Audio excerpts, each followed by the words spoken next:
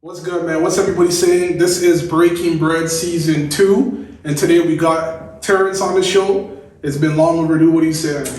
Yeah, I'm good. I'm good. Thank you for having me. Oh, Been trying to sort this out for a minute, 100%. Fam, one of the main things that I wanted to talk about is just like, first and foremost, you're a rapper, you have a voice in the city, you have a voice in your neighborhood, and that's kind of like what I kind of wanted to talk to you about per se, and then there's underlying topics under that. So first things first, growing up in the area that you grew up in with the violence and everything, how were you able to navigate having a voice and at the same time not getting mixed up or involved with what's going on in the community? It's a good question. First and foremost, hold your drink while you ask me that. No, really and truly, I've had, even though I grew up where I grew up, Jane and Shoreham and whatnot, Jane Finch, like I had like a lot of people kind of like stir me in the right direction, even if they're in the wrong direction. Yeah. So I had man that was, that's catching certain big raids that happen in the city, but they're saying like, yo, like don't follow in my situation because this is where it led me. So, I've had a lot of people just kind of like, be open and candid about, it's not as glamorous, but because they're already doing it for so long, they don't know anything more than that. So they said, they always told me to kind of like, look for better. Yeah. Because it's crazy to me because it's like from the outside looking in, it's like first and foremost with all the gun violence that's going on, a lot of people would have to say that ever since the rap culture in Toronto specifically started to take off, there's a correlation between that and gun violence. And when did the rap culture take off? Probably like 2013, 14. So people have, sorry, you're saying people? Yeah, no, continue. No, people have been rapping in general for the longest amount of time. But it wasn't on this level. Oh, no, it's not, but some of the biggest raids have happened before the rap was happening. I grew up against two major raids that happened in my neighborhood. There was one called Project Marvel that was, I think, 2006. And about 60 people were arrested from my community. It was about, and then I think $3 million worth of drugs and guns were confiscated. Now this happened all over the city of Toronto, but specific to mine, this is what happened. Yeah. Were people rapping serious at that time, or was there a YouTube? I don't think people were rapping on that. But on the level now, the platform now is crazy. It's crazy. I agree with you. Don't you think that with that platform, it gives people the opportunity to kind of throw names out there, and then mans want to retaliate with guns or whatnot? I would say I understand what you're saying. Like for me, the beefs that I've seen in my community have been happening before the music, though. Yeah. The music is an outlet for people to see it, but it's been loud before the music has been. In my opinion, it's been loud before people started rapping about it. Like I feel like every neighborhood in Toronto has like, it's not even like a mascot rapper. Like they always have like like every neighborhood has their rapper, and then their rapper like kind of like a spokesperson. You know what I'm saying? Yeah, because as I was preparing for this conversation, I was just doing a lot of like reading up and watching videos on just the rap culture, hip hop, and all of that. I'm a huge fan. First and foremost, I'm a huge fan of the hip hop culture and rap. Rap is what propels the culture. Without rap, hip hop is like the number one genre now. Genre now, in the world. Right. But so I was reading something and I wanted to hear what your response is to this. So I was reading something and they said that I think it was in like 2008, they did a consensus. And they said that 70% of Americans think that rap culture or rap is not good for society. So it gives a negative impact on society. Yeah. What would you have to say about that? So when we think about things like death metal, and the people that are listening to all that death metal music before they went to go do the Columbine thing. Yeah. What happened to them? Why did they It's true still. Why are they considered legends? You know why? It's because... Well, hold on. And and most of those guys come from suburban households and whatnot. Yeah. Most of the people in rappers come from, crazy broken homes and think about what goes on around them. Most of the rappers, they may not even be their reality, maybe their friend's reality. Or why are they considered to be like the bad guy when they talk about what's going on? They say that it's glamorized. Sorry, I have to play devil's advocate. I like you, don't worry. Yeah, so, you can say it's glamorized. They say that man's glamorized the shootings, man's glamorized the money and the drugs, all of that. And the women, it's true. And watch this, they can glamorize it, but because of the fact that they may see that as the only way out of whatever situation they're dealing with. Is every rapper or everyone in low-income housing rich?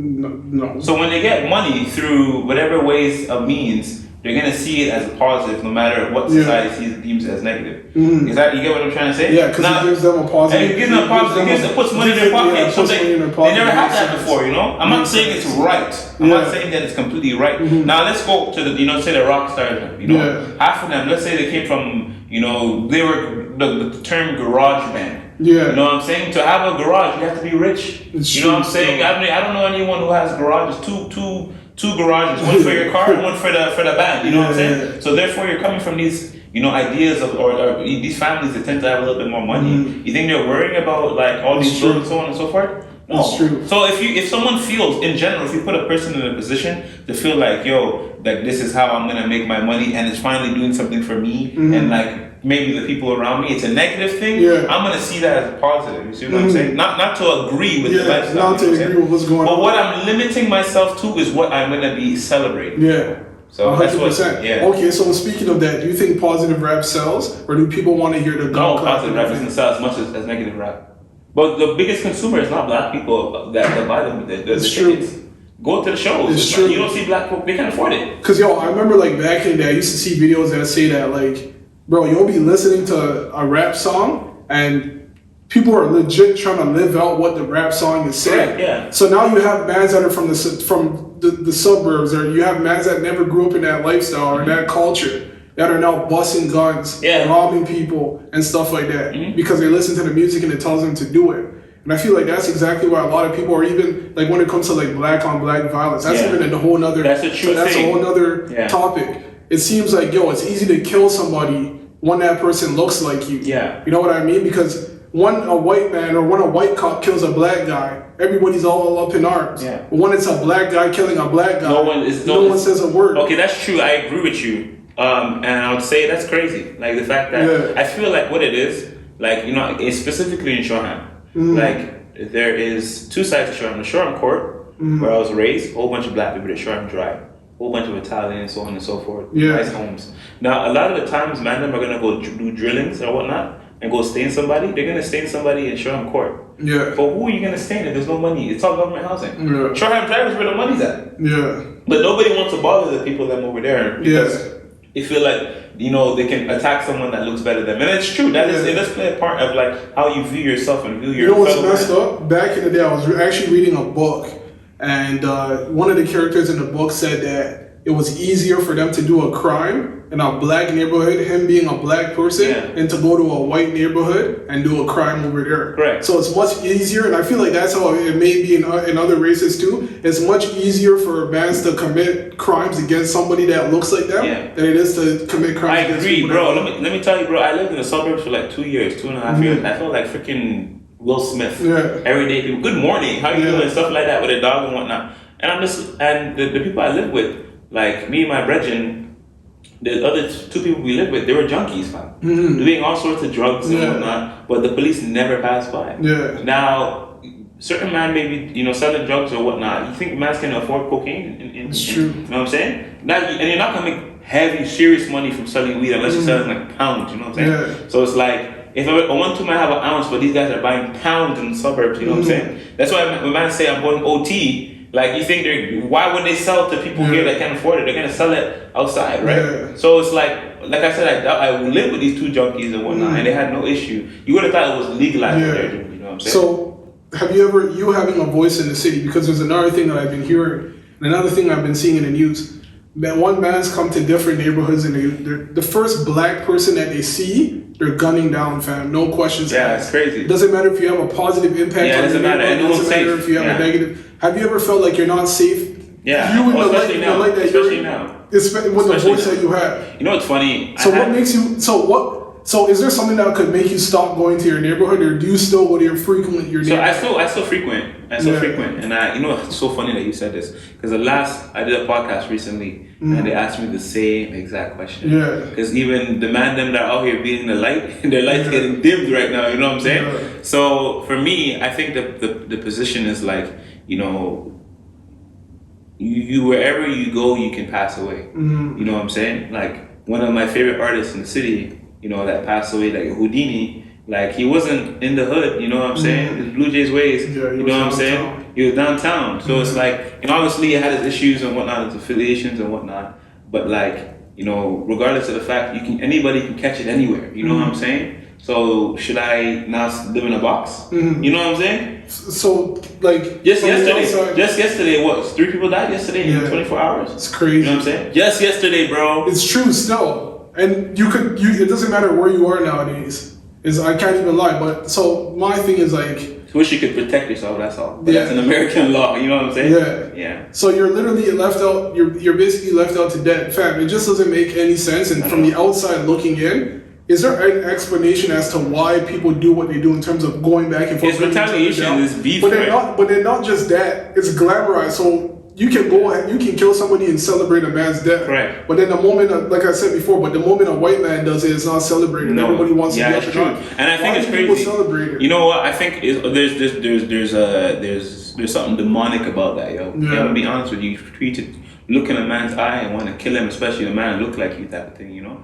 But like for me, like it's crazy to kind of like even kind of think about that. But like people out here, they do it because of the fact that, you know, they may get paid to do it. There's kids who are hitters, you know what I'm saying? Like really, like, you know, that I'm surprised that, like, you know, probably like 19, you know what I'm saying? Say a man will say, go do a drill for me, I'll give you 20 bands. I'm killing you. Somebody for 20,000 when I could have made that at a regular job, you know what I'm saying? Or made that in 3 months, you know, at my gig, you know what I'm saying? So like not a lot of people have the leverage to even understand, like, you know, the dynamics of even when they're putting themselves in, you know what I'm saying? But it's like, it really does come down to like having the right people around you so you can steer you off in that situation. There's kids that I know that I work in a youth justice facility. There's kids that I know that have done drillings for certain men that are older because they didn't want to take the charge and made the young offenders take the charge. And because of that, like their life is demolished, you know what I'm saying? Finished. And now they're just living like that. Because they see no way out. So it is a reoccurring thing that happens, and then when the system gets involved, it kind of makes things difficult for people to kind of see a different light. But it does really, it starts in the home in that sentiment too. There's a personal accountability. The homes are broken. Yeah, bro. You know what I'm saying? But there is a personal accountability. There's a societal accountability. There's a lot of dynamics as to why that happens. So quick question. We're more so on the positive side. I'm not a gang member. I'm not a gangster. I don't be on the weekends. I'm a gangster. On the weekends, I'm a gangster. This guy. Yo, we don't really do none of that. But have you ever been in a situation whereby you may see a guy that looks like you and there's awkward tension? Like, yo, you guys just cross paths and it's like, it's so weird, like you kind of have to look over your shoulder because you don't know if a man's going to turn around and try to rob you. Have you ever experienced that before? Like try to get robbed? So for instance... Like I'm going to get stained now. Yeah, so no, not get stained. So there's been situations whereby you'll literally be in an elevator, for instance. You'll be at an elevator, a next black guy that kind of is like younger, that looks kind of urban, will come into that elevator and look at you. And instead of they want to fight, like I'm on white screen. It's like weird. Yeah. I've had man watch me, but it's like... when they do that with a white person though, that's the thing. But they even make the eye contact back, you know? With a white person. Yeah, no, me personally, I couldn't go to your neighborhood and walk through your neighborhood right now. A white man. They'll think he's an undercover cop. Exactly. Yeah, or a community, or like some sort of like liberal, like you know, counselor or something like that, doing a barbecue. Exactly. But it's crazy how the people doing that. It's crazy how us black people, we have stereotypes against each other. Just because a man looks like you think that he's part of that lifestyle. So then you have to look at him weird. Yeah, but if you're just standing around watching people, like, I'm just talking about walking right through, walking by. Like walking. You know what I mean? Yeah, I hear you. That's the thing, because it's like, from what I've seen, there's just so much crime that happens, and everybody wants to talk about like this whole the police thing and all of that, which is unfortunate. There's truth to it, yes. There's truth, but there's other truth to what's like the police didn't kill the 3 people that were killed yesterday. Yeah, exactly. Yeah. You know what I mean? So then, you see something like that, and after you hear a song, you may want to hear like a Young Nudie or whatever. You may hear a Young Nudie song that's talking about drilling. I'm not gonna lie, I bumped Young Nudie because I like the way it sounds. I appreciate the rap for the art. It doesn't mean I'm gonna turn around and go and think I'm a gangster and start robbing people because the Young Nudie said to go and start robbing people. Yeah. Well, I think that people's mentalities and mindsets are so far behind and so backward. I guess it's how they were raised. I guess they didn't really have guidance that they can literally listen to a song, pick up a gun, and go ahead and do whatever the song says. And that to me is kind of weak-minded. But who am I to say that at the end of the day? I don't see how people are growing up. But me personally, from the outside looking in, is weak-minded. You know, growing up, I didn't know it. I had 3 childhood friends to this day right now. 3 of them have killed people. And it's interesting because it's like, you grow up and you see certain men and you wouldn't think that they would do it. Yeah. You know what I'm saying? But we play cops and robbers together. We were on the same basketball team. Yeah. We were doing the suicides together and they killed people. You know, and sometimes, and even in that situation, like some of those people have done that. Like they didn't even like look like. If you chill with them, they're like, everything's blessed. You wouldn't assume they don't have this like weird like you watch those crime shows and the guy has a weird bug to his eye and you can tell that's the killer. You wouldn't know that. You know what I'm saying? It just really comes down to what you're exposed to. So if I'm hearing all the time like kill this, kill that, ops this, ops that, so on and so forth, and you're not enlightening yourself with anything else, like. It's gonna mess you up. Like for me, I'm gonna listen to that music more times when I'm in the gym. You know, if I'm trying to kill this workout and I need to get into it. But I'm not gonna go and use that as a way to kind of like get at anybody or. So you know what I'm saying? My question to you is like, so why do you rap? The reason why I rap, to be honest, like I want to be able to provide a light and a difference of what's going on in my community. I don't want to be able to push that narrative because a lot of rappers from my neighborhood, they've blown, and they're doing really well, hit millions and millions and millions. Talking about their story, but there's another side to that story. Not everything was crazy, you know what I'm saying? Not everybody was telling you to go do that, situation or whatnot, So like I want to be able to show and highlight that in the community also. Let them know you can be from here, but you don't have to be kind of like, what's going on here. And even that, with that idea, not everyone from Jane and Finch is necessarily is on road. Yeah, most of some of my friends, they definitely did, had to do what they had to do. And I was still friends with them. Does it mean that I'm supposed to be, doing that too? No, you got to have your own mind too. There's also an accountability on your own mind. You know what I'm saying? Fam, accountability is the word, and that's exactly kind of what I wanted to talk to you about as well. And that's why I keep on relaying back to how is the whole black on black violence thing and stuff like that. Matter of fact, it's funny because I was actually reading an article recently. Just talking about black on black violence. Black people don't want to be. In my opinion, people don't want to be held accountable because there's always a reason for why they did what they did. I mean, the guy in the article even went as far to say that the term black on black violence is racist. So how do you feel about But how can there be racist if it's black on black violence? He's saying that the term black on black violence is. But if a black is killing a black, from racist. But if a black person is killing a black person. How can that be racist if it's a black person? Like how is that term black on black? I'm not. There is a high violence that happens. In black communities. That's true. But when you have people incubated in these places and gentrify those situations, then you create food deserts. And then there's no employment and whatnot, and then it's a very pressured environment. Yeah. People are gonna do what they need to do, or as they seem fit to kind of get theirs for the day. You know what I'm saying? And then back to it the next day. So at that point, you have these communities that are made, that are excommunicated, the school systems are horrible, and so on and so forth. And you move forward. You work in the school system as well too. Don't tell nobody. If you're watching, you don't know I work there. And I'm gonna say there's some areas. Let me tell you this, bro. There's some areas in the school board. They're like private schools. 100%, and it's by the school board. Do you think that they actually invest? Because I heard that in Toronto, and I never looked into it. I didn't know how true it was. Do they actually invest? So in lower income neighborhoods, do they invest the same type of money? So they quote unquote say that, but like I said, I've been to some private schools. Not private schools. Some schools in very nice areas in school, in TSB, Bentleys, Ferraris, and all that. I put them into school. They're TSB schools, but they're the teachers. It's almost like the community just said, we're up in that. That's ours. And the school has up state of the art things. The reason why is because a lot of the parent councils there, they don't. These are rich people. More times they have time on their hands. And they put money. They put money into volunteer and stuff. That PTA is strong, fam. So if their kid is not getting the best, you know what I'm saying? They will go and raise hell about it. You know what I'm saying? But a lot of places, the schools I go to in the hood and whatnot, they don't have those opportunities. Yeah. So because of that, it does still play a part. So the education may quote unquote be the same, but the school won't put you on a waiting list in the hood. But you know what I'm saying? And so the school will put you on a waiting list in the hood, but over there they can't wait. Yeah. Because of the fact that those rich folk. Yeah.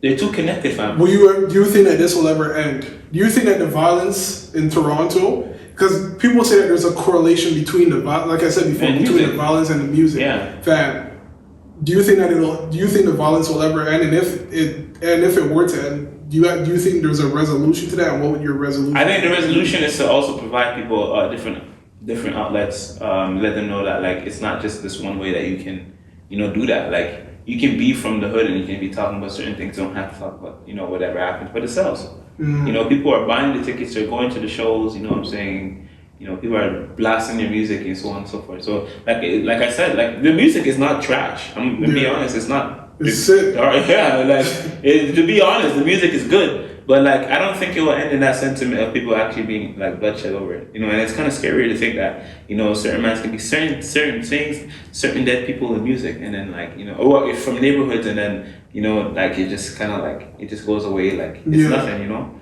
That's still life. That's someone's mother. That's somebody's. You know what I'm saying? And it goes back and forth. So I can't give you that answer. All I can do is provide an alternative through what I do with my art. Yeah. See, it's crazy still.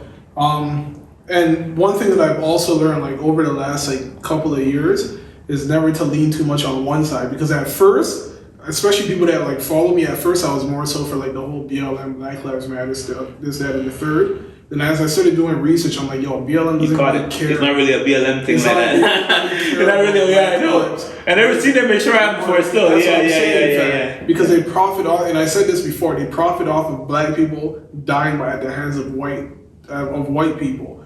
There was a situation. Al Sharpton wouldn't be able to pay his bills if he didn't make everything about civil rights. It's a business at that end. It's true. It's become a business. And I think that there's evil on both sides, right and left. You know what I'm saying? So it's like, I'm not here to say that the crime is excusable, but the brand that's supposed to be protecting those people also is their hands are not clean. That's the thing, and that's what I'm learning. I'm like, yo, okay, I need to be able to stabilize and be. If you become a whole, there's no. I don't think there's such thing. In the middle. Yeah, I don't think there's such thing, because on both sides there's some craziness happening. You know what I'm saying? Yeah. So for me, I kind of worry about people who tend to be on the idea of like this one side is the best side and nothing else. No. Like that, I don't think that's gonna be because it kind of ignores the truth that's on both sides. Correct. There's truth on both sides. I like that idea. So it may be hard for us to vote when it's during voting time, but you know what I'm saying. One year you might be conservative, the next year you might be liberal. You know what I'm saying? Looking crazy in your votes, but you know what I'm saying. Like at the end of the day, like it's that's why I don't. I used to think it was crazy for somebody to be so conservative. But you understand, like especially me working in such a liberal environment, that there's heavy racism there too, and it's mass different. You know what I'm saying? I almost wish you told me you didn't like me because I'm black. At least I knew how to move around you. Yeah. Don't friend me up and then hold and stunt my life. You know what I'm saying? Yeah. And pretend like you're for me. You know what I'm saying? Then too, just say I don't mess with you in general. We'll figure it out. Yo, fam. And that's exactly what I was saying. I'm like, yo, even with the whole American thing that was going on with the votes, I'm like, yo, everybody's voting Joe Biden as if Joe Biden didn't help bring forth the 1994 And then how many people was incarcerated? Under white people. I recall. You know what I mean? And it's like, oh, this guy's a savior. Let's all vote for Joe Biden just to get. And they say Trump. Yeah, it's true. And for me, and that's why I be saying. Like, man, is in the middle, you know what I'm saying? Because there's some things, you may not like how Trump may have gone about certain things. And he may have said some crazy things and done some insane things. It's true. Biden has to. Exactly. Both of these guys, you know what I'm saying? Like, their hands are not clean. Exactly. So they're both jokers, in my opinion. You know what I'm saying? But sometimes the joker speaks some facts, you know what I'm saying? It's true, still. So, yeah, that's just my position. It's crazy, still. Yo, flipping, there's so much, there's so much things that come to mind. Speaking about like the rap we brought up the black on black violence and stuff like that, but I also wanted to focus on, for you personally, I know that with being a rapper, there's things that come with like adversity. Like, yo, fam, have you ever felt discouraged as an artist? Yeah, every day. And so how do you go about navigating pushing? Have you ever felt discouraged for breaking bread? What? I think I just told my fiance this yesterday. I think I want to quit music and just go every day. Every day I'm discouraged. So what discourages you? Just knowing that you're out here, you're doing what you got to do, and you don't get the certain draw that you're looking for. You know what I'm saying? Or like, you be doing the same things and it kind of stunts, kind of where you are. you know, there's no big break. At the end of the day, man, I want to do this full time. You know what I'm saying? I'm pretty sure you want to break bread every day. You know what I'm saying? So, you know, I want to be able to be full time as an artist, but it's not, you know, at my position right now, it's not as easy. You know, sometimes things may go over people's heads of what I'm sharing. All at the same time, you know, like, there's a lot of fakeness in the music industry, you know what I'm saying? And sometimes you gotta people play that to get far, and they do get far. People don't pretend like it's not true. People get far for, you know, whatever industry you just fake it till you make it. And, you know, certain mans are not built like that, you know what I'm saying? But, you know, certain mans are willing to do that and put themselves in that position. It's hard, you know? You're not willing to just compromise. Exactly, you know? So it can be frustrating as an artist, because it's like, if you want to do this full time, you know what I'm saying? And also when you do other things that tend to have a quicker success in your music, it makes you question it. Like, you know, I'm very entrepreneurial, you know, and I'm like, I swear, you put me in freaking Taiwan, I'm gonna make money. You know what I'm saying? Put me wherever, I'm gonna find a way to make $1. That's just the way I am, you know. And, you know, in doing that, I've had a lot of success quicker doing other things but my heart's for the music, so it's kind of like, you know what I'm saying? Why are you so stubborn with me, music? You know what I'm saying? Yeah, you know, that's just kind of my position. Like in this, I remember like the song I just put out, and the song right now is the highest viewed song on YouTube that I have. It's like 80,000 views. That's cool. And it's cool, you know? But at the same time, I'm stressed out because it's like, okay, like, now you have to keep you know. So that's the thing. When you play it by the numbers, it can be discouraging, because your one video can get 80,000, your next video can get 2,000 views. And the song that has 2,000 views may pay you more. It's true. I have a song that has like 5,000 views. Until this day, I get booked for that show. Because of that song. Because of that song. One song.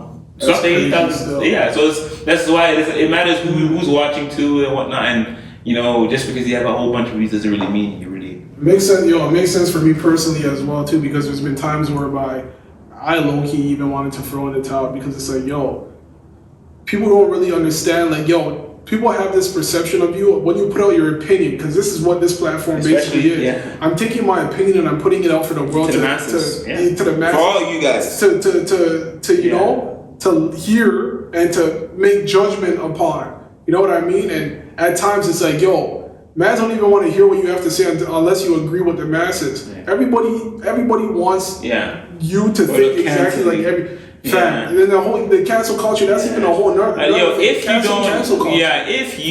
If you do not like something, you do not need to subscribe to it. You don't need to cancel it.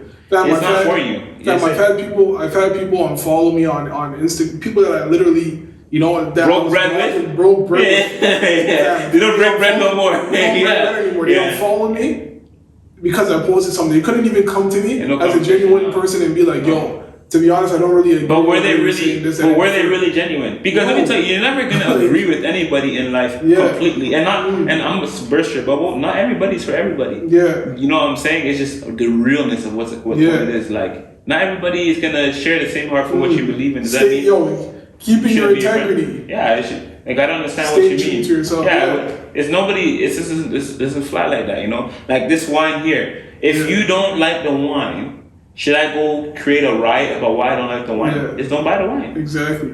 You get what I'm saying? Just don't buy the wine. If you don't like it, you don't go and run. Everyone cancel the wine. Yeah, you can literally don't buy the wine. Fam, for your own. Am I producer? Am I lying? Like, come on, now. For your own opinion, fam, you can lose your livelihood, fam. Yeah. But yet you want to push free speech. Oh no, that's not real. You know what I mean? Yeah. Speech is not free. No. Speech comes with a cost. With tax. That's GST, PST, all of that. Because legit, you could say something that you truly believe in your heart. Just know you're going down for that. Exactly. Kill your account. Exactly. That's the thing. And that's the type of culture that we're living in. And that's another thing that I wanted to even bring up with you, because you have a platform as well too. You have the mic, you have the camera. Anything that you say can be held against. If I go on the internet and just go, it's a wrap. So is it, to be honest, we talked about, is it safe to be an artist in today's culture in terms of what you do and stuff like that? And now I want to ask, is it safe for a man to even pose his opinion through rap to the masses in today's culture? It depends. I feel like, you know, if you highlight certain things in your music, like certain people may not mess with it. And then I feel like the media would try to blackball you, because certain people, they get shadow banned on YouTube and they get banned on Instagram and so on and so forth. So it's like, You know, and those are big like social media things that you need for an artist in this today's time. So like there would be repercussions, like really and truly, if you step on someone's toes, you know. Yeah. So I would say I don't think you can, to be honest. Like you should. There is a filter. Like think about it. Dave Chappelle, my guy, he said something about like you can go and you can say anything. And let's say black people can do so much negative things to destroy their own culture, but the moment they talk about something else, whatnot, something else, you know. If you go watch the thing if you have time. But if you talk about something else, you're finished. So it's like when you were saying, it was like, you know, we'd rather have like these people. We'd rather have black folk talk about killing each other, and destroying the communities, killing each other. To, you know, then to offend somebody that may have and you know, everyone has a different view, you know what I'm saying? So yeah, imagine that. Lives over feelings, you know what I'm saying? Trust me. Sorry, feelings over lives. Trust me. Fam, and I've been asking myself this as well too. At what point in your life were you like, yo, I need to wake up and I need to change the way I think about life, and I need to start taking life more serious? Basically starting to adult. Because you know how there's that one instance whereby it's like, yo, where I'm at right now is not where I need to be. And I need to level up, fam. What point in your life were you like, yo, I need to level up? I think once I graduated from college, like, you know, I had money, I had bills that I had to take care of, and I'm just like, yeah, this is not cool. And it's climbing, so, and it's interest, you know what I'm saying? And regardless of how I felt about it, it won't change the fact that it's still climbing. So yours was like a financial thing. It was a financial thing for me still, Yeah. Because morally, there's some things like with people, like with me personally, it's like more so like life instances where it's like, yo, what am I doing right now? You know what I mean? Had I get here? Have you ever had one of those instances where you're thinking to yourself and it's like, yo, how did that happen? Yeah. I have. Like, bro, all these years I've been blind. But now I see. It's like that. You trying to get me in trouble today, producer? This is not the right question. I'm media trained. It's like the scales fall off your eyes. Yeah, and that's the thing. Like a lot of us, like we live life thinking that we know what we're doing, fam. Until life hits, God humbles us. Yeah, and it's like, bro, we've been going the wrong way this whole entire time, and I need to change what I'm doing. In order to level up, fam. Yeah, and I feel like everybody that I know and that I respect and stuff like that has had that incident in their life. You know, for me, I guess, you know, sorry, like in high school, like I had a lot of like, I had a big, like there was grade 10, I had a year, kind of like I became a Christian and whatnot, and that kind of played a whole kind of like different world. It changed my worldview a little bit. And during that time, that year was so crucial because like a lot of my friends started to get charged for like selling cocaine and whatnot. A lot of my friends just started going to jail or dying more. So it's just like, you know, I do like thank God for kind of like shielding me from that, you know, 100%. In that moment, because I just think about like, yo, really and truly, if I was just with them, I'd be doing the drillings too, you know what I'm saying? Yeah. It's easy to get caught up in that. It's not hard, you know what I'm saying? It's easy for a man, bro, it's easy for a man to go and get a gun and shoot somebody. You know what I mean? It's hard to grind and to live life the right way because it takes longer. And that's the thing that we brought up as well too. It's easy to go and get quick money. It's easy for a man to take shortcuts and stuff like that. But to stay down for what you actually believe in, especially to stay broken down, to stay broken down, and then strive for what you're trying to do. Grade 11, my friends were making $5,000 a week. Okay? That's crazy. A week selling cocaine, and I was like selling chocolates in grade 11 to pay my phone bill. My friends are like, "What are you doing? Like, let me give you a bounce right now, and we can, you know, make some money. Flip that, make a, you know what I'm saying?" I'm just like, "No, I'm good. I'm freezing my chocolate because it's 30 degrees. So I have to freeze my chocolate in the morning, and I can maybe hold that down for like 4 hours until I gotta go back in the crib just to pay my phone bill." But you know, those taught me transferable skills I'll never lose to today. You know, and how to kind of be, you know, on the spot with people. I feel like grinding the right way leads to longevity. It does, in general. It's easy to just make that money and then not have to worry about anything. You know what I'm saying? But like, you know, there is a huge longevity. And it's a long game of knowing that you could sort yourself out by working hard and smart than just like wanting the easy way off for anything you do. So, you know, the last thing I wanted to like bring up, any advice in terms of like when you're going through a hard patch in your life and you're trying to get out of it, what would you have to say for the people? What's the advice I'll give for someone? Like, what would someone comes to you and they say, "Yo, I'm going through it and I need to. I'm going through it, and I need to fix this part of my life because I've been slipping. And to be honest, I feel like giving up. What's that advice you? So everyone goes through hard patches. I'm going through a hard patch right now. But at the same time, like I feel like hard situations make stronger people. So just keep that in mind that like it hasn't killed you. You know what I'm saying? Be open to a community of people that can support you. Like make sure you have friends that you really could talk about this through. Because sometimes being able to talk about it can allow you to kind of exhale mentally so that you can keep going.